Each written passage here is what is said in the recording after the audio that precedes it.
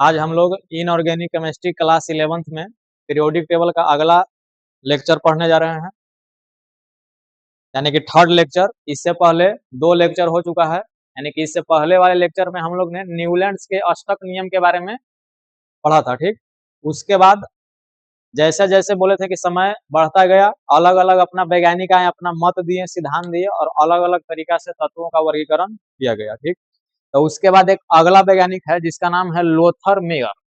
क्या नाम है? Lothar Meyer. लोथर मेयर ने एक वक्र, वक्र मीन्स होता है ग्राफ, लोथर मेयर एक ग्राफ बनाए, ठीक ना, जिसको लोथर मेयर वक्र या लोथर मेयर कर्व कहा जाता है। अब लोथर मेयर कर्व कहेगा कि किसने दिया, यानी कि लोथर मेयर वक्र का खोज किसने किया, तो नेम पर ही है, यानी कि लोथर मेयर ने ही किया था। कब? तो 1869 में। 21 देश के वैज्ञानिक थे, तो जर्मनी के थे, जर्मन देश वाला को, जर्मनी वाले को जर्मन कहते हैं। अब इन्होंने किया क्या था, इन्होंने क्या किया था, इन्होंने परमाणु भार, परमाणु भार, परमाणु भार और आयतन के बीच एक वक्र खींचा था। वक्र खींचा था मीन्स यानी कि ग्राफ खींचा था, ठीक ना, और ग्राफ पर कुछ तत्वों को दर्शाया गया था, यानी कि ग्राफ के द्वारा, यानी कि परमाणु भार और परमाणु आयतन के बीच, परमाणु आयतन के बीच एक ग्राफ खींचे, ग्राफ में तत्व को दर्शाएं और उसके बाद कुछ जानकारी दिए, जिसमें यहाँ कुछ लिखल हुआ है जैसे शिखर, शिखर यानी कि सबसे शीर्ष पर लिथियम, सोडियम, पोटेशियम, रुबिडियम, जैसे इसको हम क्षारीय धातु भी कह सकते हैं, क्षारीय धातु को शिखर पर रखा गया, जैसे देख सकते हैं लिथियम, सोडियम, पोटेशियम, रुबिडियम, इस टाइप का। ठीक, उसके बाद गर्त में, गर्त में माने कि नीचे, तो नीचे रखा गया कौन कौन, सिलिकॉन, जर्मेनियम, एंटीमनी, बिस्मथ, ये सब रखा गया, जैसे आप देख सकते हैं सिलिकॉन, जर्मेनियम, एंटीमनी, बिस्मथ। ठीक, उसके बाद ग्राफ में यानी कि वक्र में एक अवरोही क्रम था, एक आरोही क्रम था, ठीक ना, जैसे यहाँ देखिए बढ़ते क्रम यानी कि बढ़ते समय, तो बढ़ते समय माने कि आरोही क्रम हो जाएगा, आरोही माने बढ़ता हो, तो बढ़ते समय क्या होगा, तो हाइलोजन तत्व को रखा गया, इस सबको क्या बोलते हैं, हाइलोजन तत्व बोलते हैं, जैसे फ्लोरीन, क्लोरीन, ब्रोमीन, आयोडीन, ऐसे। ठीक, अब घटते समय यानी कि अवरोही क्रम में बेरिलियम हो गया, मैग्नीशियम हो गया, कैल्शियम, स्ट्रोंशियम, देख सकते हैं बढ़ते क्रम में फ्लोरीन, क्लोरीन, ब्रोमीन, आयोडीन, ऐसे ग्राफ बढ़ रहा है। ठीक, उसके बाद घटते समय में तो बेरिलियम, मैग्नीशियम, कैल्शियम, स्ट्रोंशियम, ये सबको बोला जाता है क्षारीय मृदा धातु, क्षारीय मृदा धातु। ठीक, यहाँ पर एक फोटो है, इसको देख सकते हैं, तो देखिएगा यहाँ लिखा हुआ है एटॉमिक वेट, ठीक, और ऊपर लिखा हुआ है एटॉमिक वॉल्यूम, यानी कि परमाणु द्रव्यमान और परमाणु के आयतन के बीच एक वक्र यानी कि ग्राफ खींचा गया। ठीक, उसमें ग्राफ को कुछ इस टाइप से दिखाया गया था, जैसे ऐसे भी दिखा सकते हैं, कोई दिक्कत नहीं है, जिसमें शिखर पाने के शीर्ष पर क्षारीय धातु जैसे लिथियम, सोडियम, पोटेशियम, ये सब है। ठीक, गर्त यानी कि नीचे, तो इसमें खैर दिखाया नहीं गया है, इसमें नीचे दिखा देंगे, सिलिकॉन हो जाएगा, ठीक, जर्मेनियम हो जाएगा, एंटीमनी, बिस्मथ, इस टाइप के ऐसा हो सकता है। ठीक, उसके बाद बढ़ते समय मैंने क्या, वही क्रम यानी हाइलोजन, देखिए फ्लोरीन, क्लोरीन, ब्रोमीन, आयोडीन, इसे करके है। ठीक, घटते समय यानी कि अवरोही में क्षारीय धातु जैसे बेरिलियम, मैग्नीशियम। ठीक, उसके बाद यहाँ ले सकते हैं कैल्शियम, बेरिलियम हो गया, मैग्नीशियम हो गया, कैल्शियम हो गया, उसके बाद आगे यहाँ पर लिखा हुआ है, सॉरी यहाँ लिखा है, ऊपर लिखा गया है, ऊपर लिखा हुआ है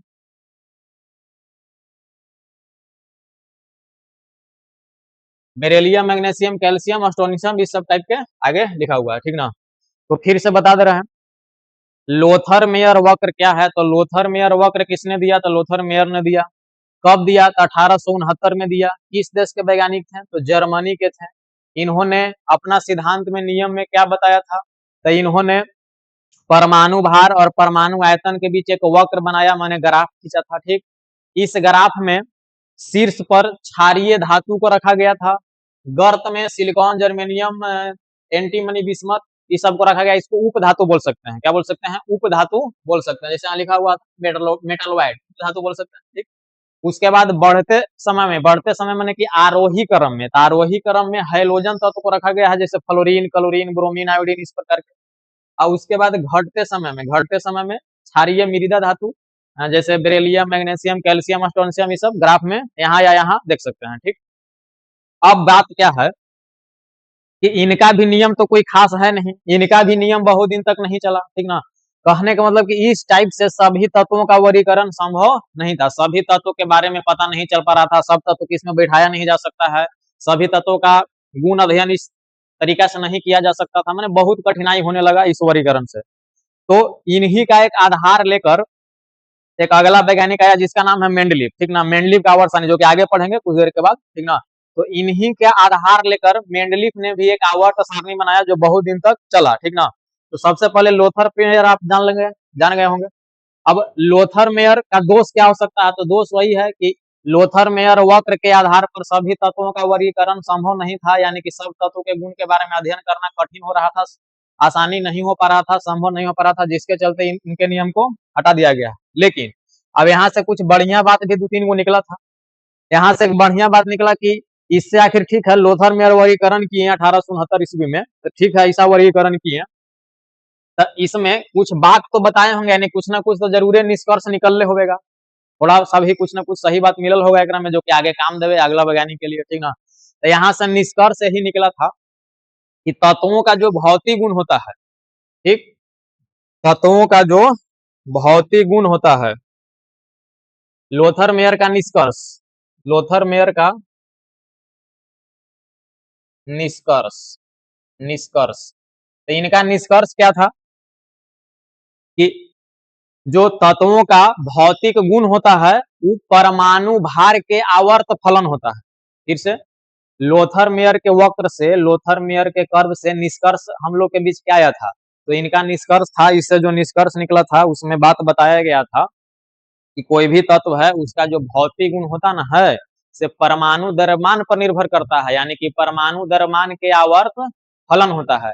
अब इसके बाद अगला टॉपिक हो गया कि ठीक है परमाणु द्रव्यमान के आवर्त फलन होता है, तब आवर्त फलन है क्या, तो इसके बाद अब इसको हटाते हैं, अब देखते हैं आवर्त फलन क्या है, इसको स्क्रीनशॉट ले सकते हैं। अब देखते हैं आगे,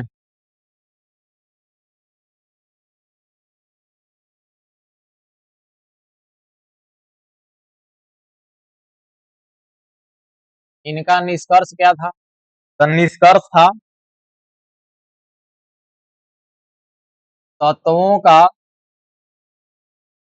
भौतिक गुण, तत्वों का भौतिक गुण परमाणु द्रव्यमानों के आवर्त फलन होते हैं, परमाणु द्रव्यमानों के आवर्त फलन होते हैं, ठीक। तो अब अगला टॉपिक हो गया कि आवर्त फलन तब आखिर क्या है, आवर्त फलन क्या है, इसको इंग्लिश में बोल सकते हैं पीरियोडिक फंक्शन, पीरियोडिक फंक्शन यानी कि आवर्त फलन क्या है, ठीक। तो इसमें हम बोल सकते हैं कि यदि तत्वों को उनके बढ़ते हुए परमाणु द्रव्यमान के क्रम में सजाया जाए, यदि तत्वों को उनके बढ़ते हुए परमाणु द्रव्यमान के क्रम में सजाया जाए तो एक निश्चित अंतराल के बाद, एक निश्चित काल के बाद, एक निश्चित समय के बाद समान गुण वाले तत्व दोहराए जाते हैं, यानी कि गुण धर्मों में, तत्वों के गुण धर्मों में समानता पाई जाती है। तो आवर्त फलन क्या है, यदि यदि तत्वों को उनके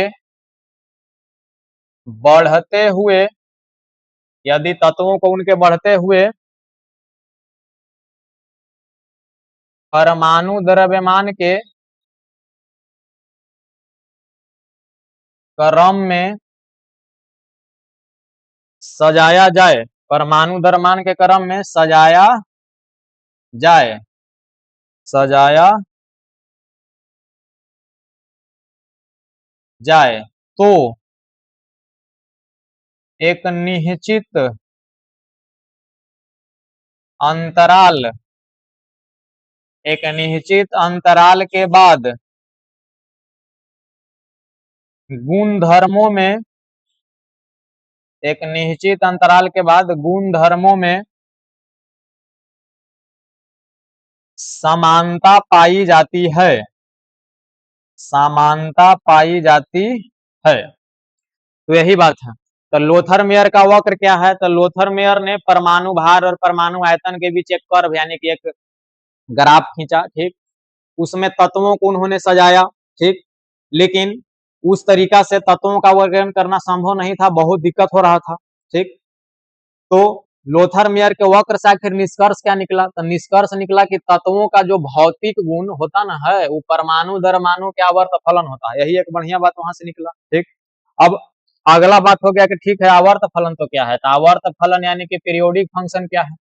तो यदि तत्वों को उनके बढ़ते हुए परमाणु द्रव्यमान के क्रम में सजाया जाए तो एक निश्चित अंतराल के बाद गुण धर्मों में समानता पाई जाती है, इसी को क्या बोलते हैं? आवर्त फलन बोलते हैं। तो लोथर मेयर का वक्र तो नहीं चल पाया, लेकिन इन्हीं का हेल्प लेकर, इन्हीं के आधार से आगे मेंडलिफ ने बहुत बढ़िया आवर्त सारणी तैयार किया। तो अब हम लोग का अगला टॉपिक क्या हो जाएगा? अब हम लोग का अगला टॉपिक है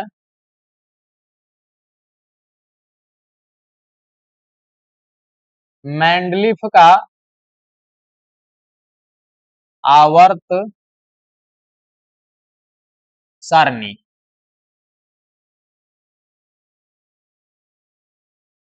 इंग्लिश बोल सकता मेंडलीव, मेंडलीफ या मेंडलीव दोनों सही है, मेंडलीव।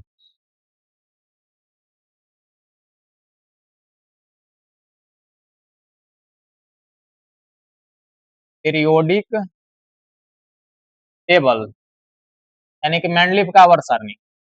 तो पहला बात की पूछा जाए कि मेंडलीफ का आवर्त सारणी किसने दिया? तो मेंडलीफ का आवर्त सारणी किसने दिया? खुद के नामे पर है तो मेंडलीफ ने दिया। इनका पूरा नाम लिख सकते हैं, Dmitri Ivanovich, Dmitri Ivanovich Mendeleev, ठीक। कब इन्होंने अपना नियम दिया था? तो 1869 यानी कि लोथर मेयर के समय में। किस देश के वैज्ञानिक थे? तो ये रूस के थे। किस देश के वैज्ञानिक थे? रूस के थे, ठीक। तो मेंडलीफ का आवर्त सारणी किसने दिया? तो मेंडलीफ ने दिया। मेंडलीफ का पूरा नाम क्या होता है? दमित्री इवानोविच मेंडलीफ, ठीक। इन्होंने अपना सिद्धांत यानी कि अपना आवर्त सारणी कब दिया? तो 1869 ईस्वी में दिया। किस देश के वैज्ञानिक थे? तो रूस के थे, ठीक। तो अब बात है कि मेंडलीफ के आवर्त सारणी में मेंडलीफ ने कुछ बात बोला होगा, यानी कि इनका सिद्धांत क्या है, इनका नियम क्या है?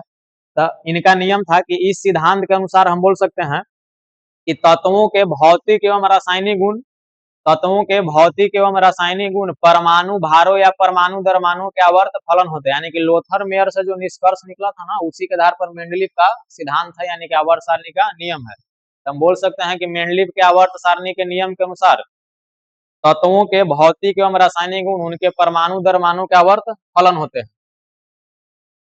यानी लिख सकते हैं इस नियम के अनुसार, इस नियम के अनुसार तत्वों के भौतिक, तत्वों के भौतिक एवं रासायनिक गुण, तत्वों के भौतिक एवं रासायनिक गुण उनके परमाणु द्रव्यमानों के, उनके परमाणु द्रव्यमानों के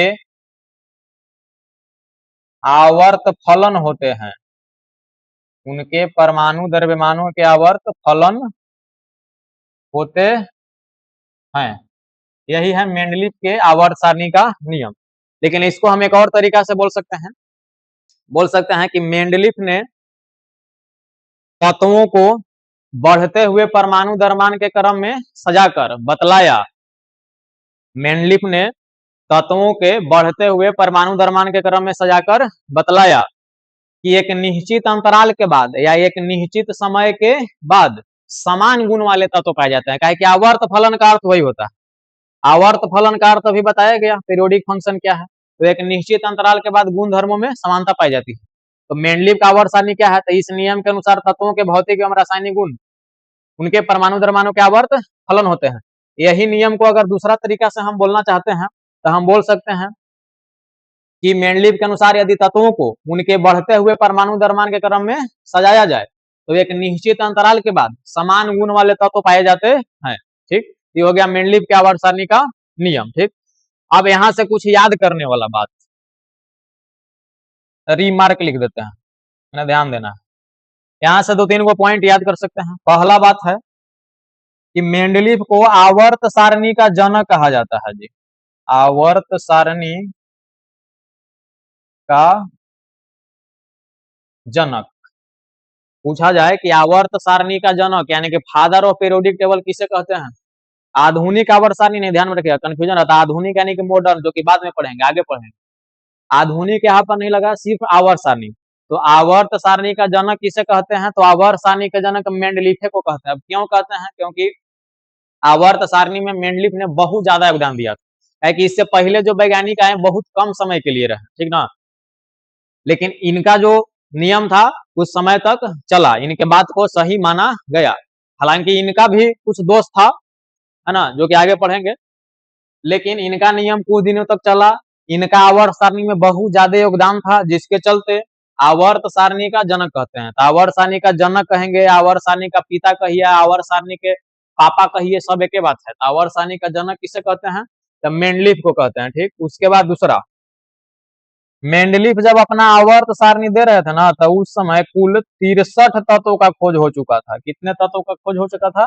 तो 63 तत्वों का खोज हो चुका था। मेंडलीफ के आवर्त सारणी के समय कितने तत्वों का खोज हो चुका था? तो 63 तत्वों का खोज हो चुका था। ठीक, उसके बाद एक कंपटीशन वाला क्वेश्चन है, कभी कभी आता है कि किस वैज्ञानिक ने तत्वों को ताश के पत्ते के रूप में सजाया था?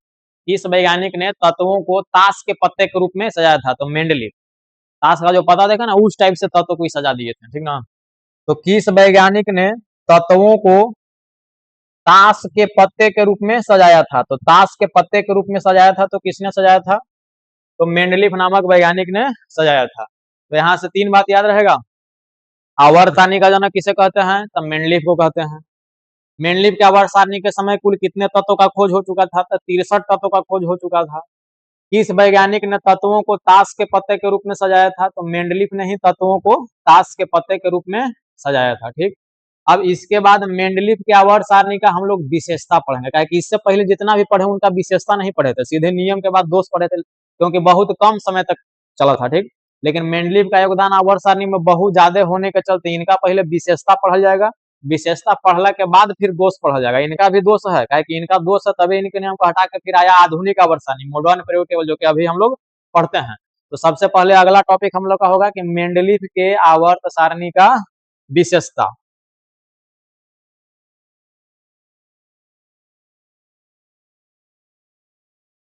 अगला टॉपिक हम लोग का है मेंडलीफ के आवर्त सारणी का विशेषता। विशेषता कहिए या गुण कहिए, यानी कि इसके बारे में बढ़िया बढ़िया बात। ठीक, अब इसमें बहुत सारा बात है, इसको एक हो करके समझते हैं। मेंडलीफ के आवर्त सारणी का विशेषता। तो सबसे पहला बात है कि मेंडलीफ का जो आवर्त सारणी है किस पर आधारित है? तो किस पर आधारित है? तो हम बोल सकते हैं बढ़ते हुए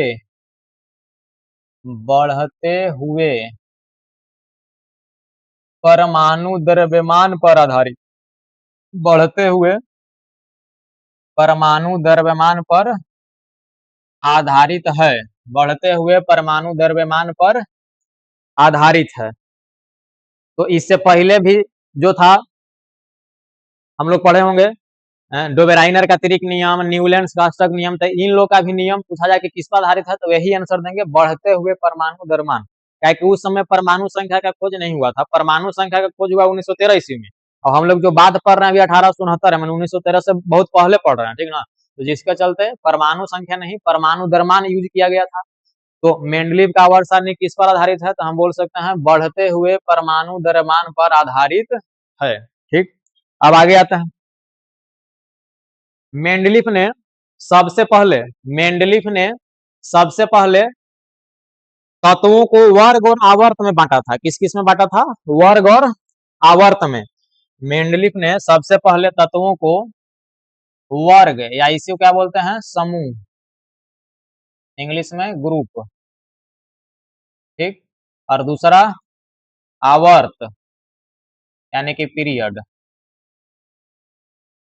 तो मेंडलीफ ने सबसे पहले तत्वों को वर्ग और आवर्त में बांटा था। किस किस में बांटा था, वर्ग और आवर्त में। अब बात है कि वर्ग किसे कह रहे थे, तो मेंडलीफ के अनुसार तत्वों के उदग्र पंक्ति मीन्स खड़ा खड़ा लाइन, तत्वों के उदग्र पंक्ति को वर्ग कहते हैं, वर्ग कहते हैं, जिसे जिसे रोमन अंक से सूचित किया जाता है, जिसे रोमन अंक से सूचित किया जाता है, ठीक। अब बात है कि रोमन अंक क्या है, तो रोमन अंक तो पता होगा, जैसे पहला हो गया, दूसरा हो गया, तीसरा हो गया, चौथा हो गया, etc। ऐसा रोमन अंक होता है। अब आवर्त किसे कहेंगे, तो इसका उल्टा है, तत्वों के क्षैतिज पंक्ति, क्षैतिज यानी पट, तत्वों के क्षैतिज पंक्ति को आवर्त कहते हैं, आवर्त कहते हैं, ठीक। तो वर्ग को रोमन अंक से यानी कि इस टाइप से सूचित किया गया है, लेकिन अब आवर्त को सिंपल 1 2 3 ऐसा इस तरीका से सूचित किया जाता है। लेकिन यहां से कंफ्यूजन है कि ठीक है, इस टाइप के जब संख्या है,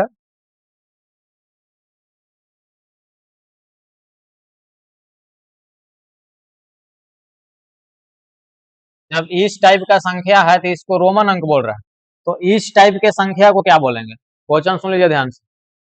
1 2 3 4 रोमन अंक, तो ये 1 2 3 4 कौन सा अंक, ठीक। तो बता दे रहे हैं, तो मैथ का चीज है, इसको बोलते हैं हिंदू अरबी अंक, इसको क्या बोलेंगे, हिंदू अरबी अंक, यानी कि इस अंक को हिंदुस्तान के लोग और अरब देश के लोग मिलकर खोज किए थे, जिसके चलते ये जो 1 2 3 4 लिखते हैं ना, इसको बोला जाता है हिंदू अरबी अंक, और इसको बोलते हैं रोमन अंक, ठीक। तो मेंडलीव के आवर्त सारणी का पहला विशेषता हम लोग पढ़े क्या, कि इनका जो आवर्त सारणी है किस पर आधारित है, तो बढ़ते हुए परमाणु द्रव्यमान पर आधारित है, ठीक। इन्होंने तत्वों को आवर्त सारणी में तत्वों को वर्ग और आवर्त में बांटा था। वर्ग क्या है, तो तत्वों की उदग्र पंक्ति को वर्ग कहते हैं, वर्ग को रोमन अंक से सूचित कर रहे थे, ठीक।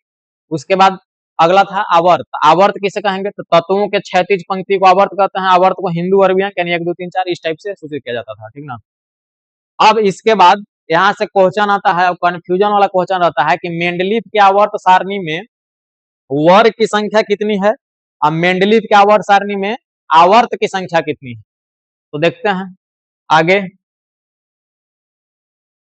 तीसरा विशेषता, तो मेंडलीव के आवर्त सारणी में वर्ग कएगो और आवर्त कएगो, यही बात है। तो देखिए मेंडलीव जो आवर्त सारणी दिए थे ना, जब शुरू दिए थे, तो मेंडलीव का जो आवर्त सारणी है उसको बोलते हैं मूल आवर्त सारणी। ध्यान सुनिएगा, मेंडलीव जब शुरू आवर्त सारणी दिए थे तो उसको बोलते थे मूल आवर्त सारणी। तब मूल आवर्त सारणी में 8 ही वर्ग था, मूल आवर्त सारणी में मेंडलीव के मूल आवर्त सारणी में वर्गों की संख्या कितना है, 8 है। मेंडलीव के मूल आवर्त सारणी में वर्गों की कुल संख्या कितना है, तो 8 है, ठीक। क्या कि उस समय अक्रिय गैस का खोज नहीं हुआ था, उस समय अक्रिय गैस का खोज नहीं हुआ, जब मेंडलीव अपना शुरू आवर्त सारणी दे रहे थे, यानी मूल आवर्त सारणी दिए थे, तो उस समय अक्रिय गैस का जगह नहीं छोड़ा गया था, माने खोज नहीं हुआ था तो उसको जगह नहीं छोड़े थे, तो उस समय वर्ग की संख्या कितना था, 8, ठीक। अब अगर आवर्त के बात करेंगे, तो आवर्त में कोई दिक्कत नहीं है, कोई कंफ्यूजन नहीं है, आवर्त 7 था, अभी भी 7 है, मेंडलीव के समय भी 7 था, तो आवर्त में दिक्कत नहीं है, वर्ग में दिक्कत। लेकिन कुछ दिन के बाद अक्रिय गैस का खोज हो गया, तो अक्रिय गैस का खोज हो गया तो उसका एक अलग जगह बनाया गया, तो उसी को वर्ग 9 या शून्य वर्ग कहा गया मेंडलीव के ही अनुसार, ठीक ना। यानी कि फिर उसको बोलते हैं मेंडलीव का जो आवर्त सारणी है उसका संशोधन किया गया था, संशोधित रूप, यानी कि मूल आवर्त सारणी में तो वर्ग 8 गो है, लेकिन जब उसको थोड़ा सा कुछ दिन के बाद अक्रिय गैस का खोज हुआ तो संशोधित किया गया, उसमें कुछ चीज ऐड किया गया, तब मेंडलीव के समय वर्ग कै गो हो गया, 9 गो हो गया। अब आवर्त कै गो है, 7 गो है, तो इसमें तो दिक्कत नहीं है। तब कोई पूछे कि मेंडलीव के आवर्त सारणी के समय वर्ग की संख्या कितनी थी, तो पहला बात है कि उससे पूछ लेना है बढ़िया से कि आप किस आधार पर पूछ रहे हैं, यानी कि मूल आवर्त सारणी वाला पूछ रहे हैं कि संशोधन वाला यानी कि संशोधित वाला पूछ रहे हैं। अगर मूल वाला पूछ रहे हैं तो 8 है और संशोधित वाला है तो 9 है। लेकिन ओवरऑल अगर ऐसे अगर बोलचाल में अगर क्वेश्चन आता है कि मेंडलीव का समय वर्गों की कुल संख्या कितनी थी, तो 9 ही सही आंसर माना जाता है, ठीक ना। तो मेंडलीव के समय वर्गों की कुल संख्या कितना देना है आंसर, 9। अब आवर्त का गो हो जाएगा, 7 गो हो जाएगा, ठीक है। अब उसके बाद मेंडलीव ने प्रत्येक वर्ग को ए और बी उपवर्ग में बांटा था। मेंडलीव के अनुसार उपवर्ग था 2 गो, ए और बी, कैपिटल लिखना है, ठीक ना। तो प्रत्येक वर्ग को ए और बी में ये बांट दिए थे मेंडलीव, यानी कि मेंडलीव के अनुसार प्रत्येक वर्ग का उपवर्ग क्या होता है, ए और बी होता है, ए और बी होता है। एक मिनट,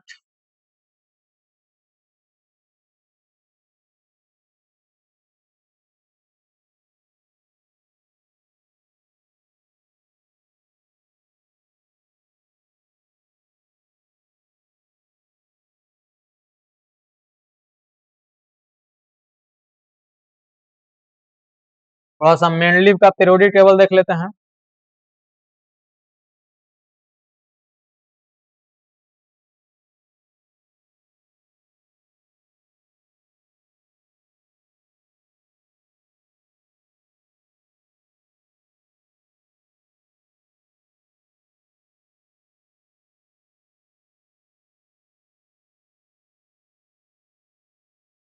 देखिएगा यहाँ पर लिखा हुआ है मेंडलीव पीरियोडिक टेबल 1869, ठीक। तो वर्ग जो उदाग्र लाइन है ना, खड़ा खड़ा जो लाइन है, खड़ा खड़ा जो लाइन है, जैसे ऐसे जो खड़ा खड़ा लाइन है, इसको वर्ग कर रहा था। जैसे देखिए पहला वर्ग हुआ, दूसरा वर्ग हुआ, तीसरा हो गया, चौथा हो गया, पांचवा हो गया, छठा हो गया, सातवां हो गया, आठवां हो गया। ये मूल आवर्त सारणी है। कैसा आवर्त सारणी है, मूल है, संशोधित वाला नहीं है, मूल आवर्त सारणी है। 8 गो वर्ग था। अगर आवर्त के बात करा जाए तो ये हो जाएगा ऐसे, पहला वर्त हो जाएगा पहला, ये दूसरा हो जाएगा, तीसरा हो जाएगा, चौथा हो जाएगा, पांचवा हो जाएगा, छठा हो जाएगा और आगे बढ़ेंगे तो सातवां हो जाएगा, ठीक। अच्छा यहाँ से एक और बात याद कर लेना है, मेंडलीफ ने भविष्यवाणी किया था कि आगे कुछ तत्व का खोज हो सकता है, उसके लिए उन्होंने खाली स्थान छोड़ दिया था, ठीक ना। इसमें थोड़ा सा बढ़िया से नहीं दिया है, उपवर्ग जैसे ए और बी होता है, जैसे पहला है तो पहला के ए लिख सकते हैं, दूसरा है तो दूसरा के, इसे इस टाइप के करके उपवर्ग होता था मेंडलीफ के आवर्त सारणी में, ठीक ना। तो यहाँ से क्वेश्चन बनता है कि किस वैज्ञानिक ने नए तत्वों की भविष्यवाणी की थी और उसके लिए खाली स्थान छोड़ दिया था, जगह छोड़ दिया था, ताकि आगे कोई वैज्ञानिक आए और तत्वों का खोज किए तो वहां रख सकते हैं। ओके, तो मेंडलीफ आंसर देना है, ठीक। तो मेंडलीफ के अनुसार प्रत्येक वर्ग का उपवर्ग क्या होता है, तो ए और बी होता है। उसके बाद आगे आते हैं, ठीक। तो पहला हम लोग विशेषता क्या पढ़े, पहला विशेषता पढ़े कि मेंडलीफ का जो आवर्त सारणी है बढ़ते हुए परमाणु द्रव्यमान पर आधारित है। दूसरा हम लोग पढ़े कि मेंडलीफ का आवर्त सारणी को वर्ग और आवर्त में बांटा गया है। वर्ग क्या है, तो तत्वों की उदाग्र पंक्तियों को वर्ग कहते हैं और तत्वों के क्षैतिज पंक्ति को आवर्त कहते हैं। तीसरा हम लोग पढ़े कि मेंडलीव के आवर्त सारणी में कुल वर्ग 9 और कुल आवर्त 7, प्रत्येक वर्ग का उपवर्ग क्या होता है, ए और बी होता है, ठीक। ये सब संशोधन जो हुआ था ना उसका बात किया जा रहा है। उसके बाद अब आगे आते हैं, उसके बाद आगे आते हैं मेंडलीव के समय अभी हम लोग पढ़े कि आवर्त की संख्या कितनी थी, तो आवर्त की संख्या 7 थी। आवर्त की संख्या कितनी थी, तो आवर्त की संख्या 7 थी। आवर्त की संख्या कितनी थी, 7 थी। इसको आगे बढ़ाते हैं, आवर्त की संख्या 7 थी। ओहो, आवर्त की संख्या कितनी थी, 7 थी। अब देखते हैं आगे, तो यहां लिखते हैं प्रथम आवर्त, प्रथम आवर्त, ठीक। तो प्रथम आवर्त में तत्वों की कुल संख्या 2 थी, हाइड्रोजन और हीलियम 2 थी, संशोधन जो हुआ था उसमें। प्रथम आवर्त सारणी में यानी कि प्रथम आवर्त में मेंडलीव के आवर्त सारणी के प्रथम आवर्त में तत्वों की कुल संख्या 2 थी, तो 2 थी मैंने बहुत कम थी, मैंने कि बहुत छोटा था, इसलिए इसको बोला जाता है अति लघु आवर्त। क्या बोलते हैं, अति लघु आवर्त। क्या बोलते हैं, अति लघु आवर्त। अगला है द्वितीय एवं तृतीय। तो द्वितीय एवं तृतीय आवर्त में तत्वों की संख्या 8 थी। कितना थी? 8 थी। तो इससे बड़ा हो गया, तो है तो छोटा लेकिन उतना भी छोटा नहीं है, तो इसको हम बोलेंगे लघु आवर्त। लघु माने छोटा, अति माने और ज्यादा छोटा। ठीक, उसके बाद आगे तृतीय तक पहुंच गए। चतुर्थ यानी कि चौथा एवं पांचवें आवर्त में तत्वों की कुल संख्या 18 थी। तत्वों की कुल संख्या कितनी थी? 18 मैंने इसका अर्थ हुआ कि चौथा आवर्त में भी 18 था, तो पांचवा आवर्त में भी 18 था। तो ये बड़ा आवर्त हो गया, तो इसको बोला जाता है दीर्घ आवर्त। क्या बोलेंगे इसको? दीर्घ आवर्त। ठीक, उसके बाद छठे एवं सातवें आवर्त में तत्वों की संख्या 32 होती है। 32, छठा में 32, सातवां में 32। ये सबसे बड़ा आवर्त है जी। इसको बोलते हैं अति दीर्घ आवर्त। इसको क्या बोलेंगे? अति दीर्घ आवर्त बोलेंगे। ठीक, तो पहले आवर्त में तत्वों की कुल संख्या तो 2, किस नाम से जानेंगे? तो अति लघु आवर्त। लघु मीन छोटा, अति माने बहुत ज्यादा छोटा। दूसरे और तीसरे आवर्त में तत्वों की संख्या कितनी होती है? तो 8 होती है। इसको क्या बोलते हैं? तो लघु आवर्त बोलते हैं। चौथा और पांचवा आवर्त में तत्वों की संख्या कितनी होती है? तो 18 होती है। इसे दीर्घ आवर्त कहते हैं। छठे और सातवें आवर्त में तत्वों की संख्या 32 होती है। सबसे बड़ा आवर्त यही होता है, इसीलिए क्या बोलते हैं? अति दीर्घ आवर्त। यहाँ से एक और क्वेश्चन आता है कि अधूरा आवर्त किसे कहते हैं? अधूरा आवर्त माने इनकम्प्लीट पीरियड। तो सातवां आंसर ही देना है जी। ऐसे सातवां आवर्त में भी 32 तत्वों का खोज हो चुका है, ऐसा बात नहीं है कि नहीं हुआ, हो चुका है, लेकिन इसका अभी भी अध्ययन चलिए रहा है। और इसमें कुछ ऐसा तत्व है, ठीक है, नाम खोज करके नाम दे दिया गया है, लेकिन इसका इस सब जो मतलब कि सातवां आवर्त में कुछ ऐसा तत्व है, बहुत सारा ऐसा तत्व है जिसका गुण उपयोग बहुत लोग को अभी भी पता नहीं है। इस पर रिसर्च चलिए रहा है। ठीक, तो ऐसे तो आवर्त सारणी पूरा हो गया है, कंप्लीट हो गया है, सातवां आवर्त भी पूरा हो गया है। लेकिन अगर कहीं अगर कोई पूछे या क्वेश्चन देखने को मिले कि अधूरा आवर्त किसे कहते हैं, तो हम मजबूरी है कि सातवां आवर्त भी आंसर देना पड़ेगा।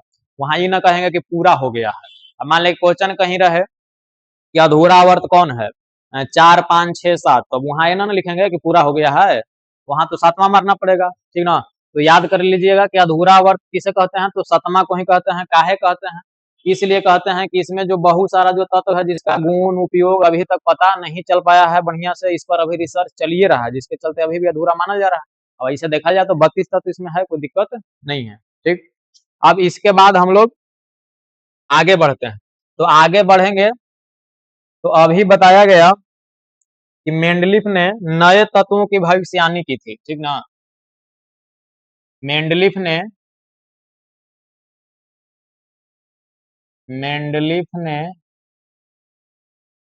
नए तत्वों की भविष्यवाणी की और उनके लिए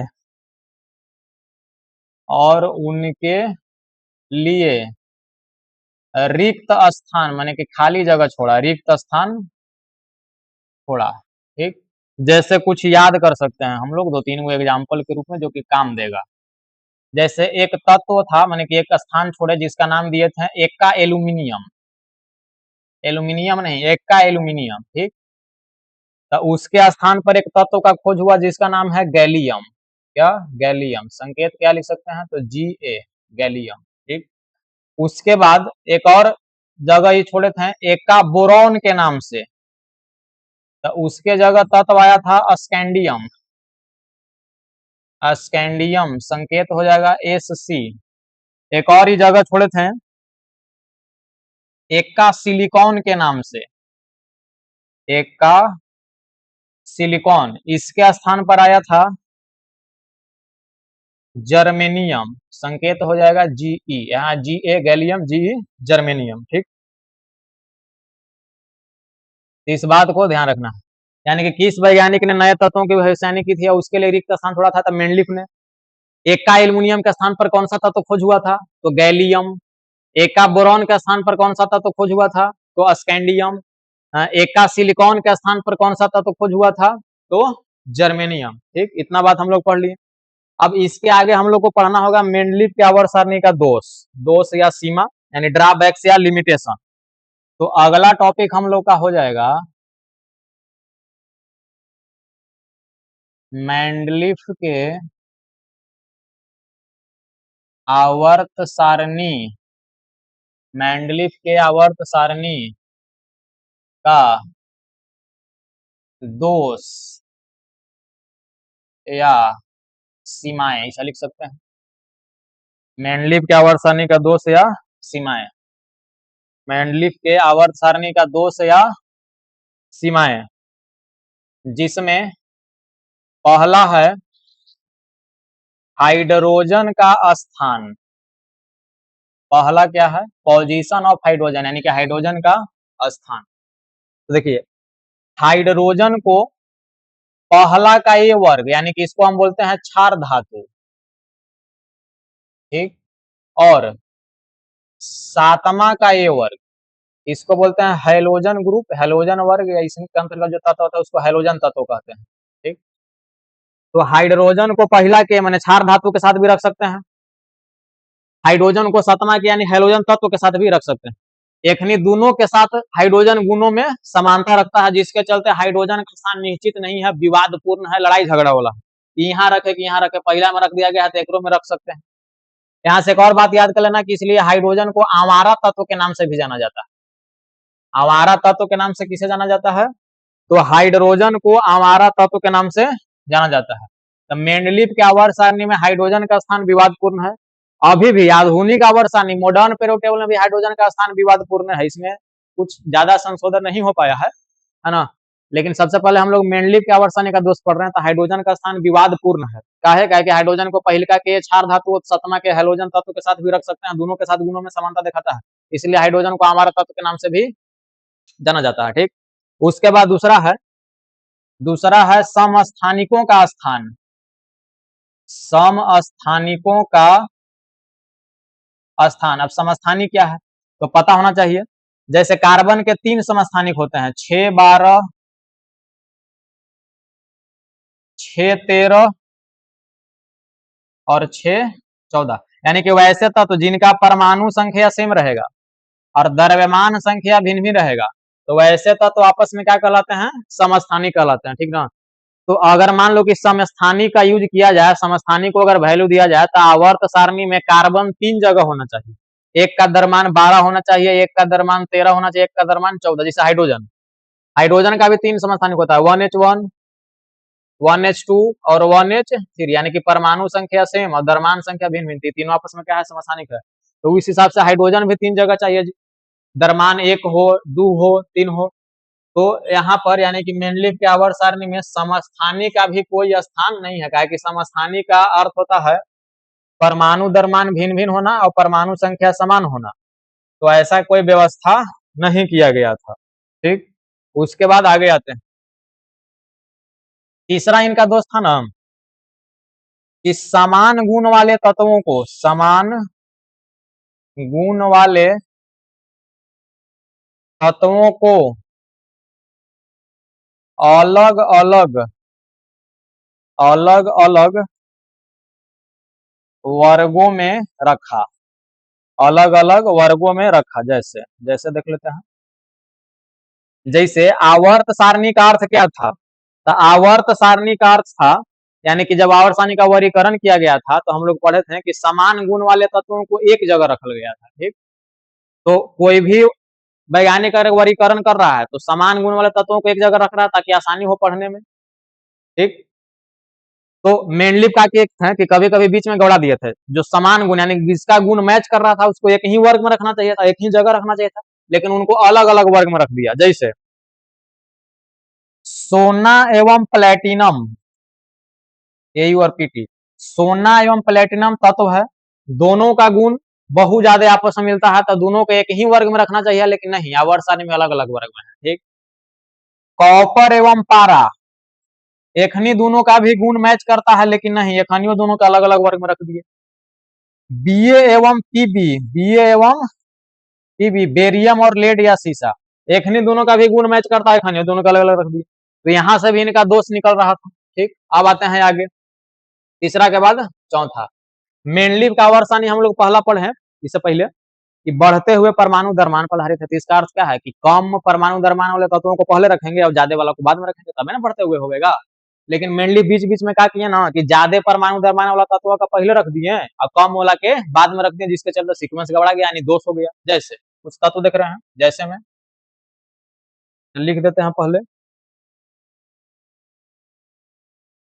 मेंडलीफ ने अधिक परमाणु द्रव्यमान वाले तत्वों को कम परमाणु द्रव्यमान वाले तत्वों से पहले रखा, जो कि दिक्कत है।